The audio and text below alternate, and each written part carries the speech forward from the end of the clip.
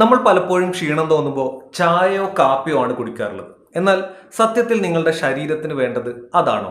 തലച്ചോറിന്റെ പ്രവർത്തനക്ഷമത കൂട്ടാൻ വെള്ളം കുടിക്കുന്നത് പോലെ ലളിതമായ മറ്റൊരു വഴിയുമില്ല എന്നാണ് പഠനങ്ങൾ പറയുന്നത്.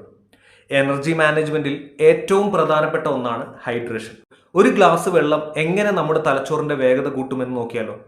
The role of hydration. നമ്മുടെ തലച്ചോറിന്റെ വലിയൊരു ശതമാനവും വെള്ളമാണ്. നമ്മുടെ ശരീരത്തിൽ വെറും 2% വെള്ളം കുറഞ്ഞാൽ പോലും നമ്മുടെ ശ്രദ്ധയും ഓർമ്മശക്തിയും കുറയും. ഇതിനെയാണ് ബ്രെയിൻ ഫോഗ് എന്ന് പറയുന്നത്. ഫ്രണ്ട്സ്, ദാഹം തോന്നുമ്പോൾ മാത്രം വെള്ളം കുടിക്കുന്നതല്ല ശരിയായ രീതി. ഓരോ മണിക്കൂറിലും കൃത്യമായി വെള്ളം കുടിക്കുന്നത് നിങ്ങളുടെ മെറ്റബോളിസം കൂട്ടുകയും തലച്ചോറിന് കൂടുതൽ ഓക്സിജൻ നൽകുകയും ചെയ്യും. കൃത്യമായി വെള്ളം കുടിക്കുന്നത് നിങ്ങളുടെ പ്രൊഡക്ടിവിറ്റി 14% വരെ വർദ്ധിപ്പിക്കും എന്നാണ് പഠനങ്ങൾ പറയുന്നത്.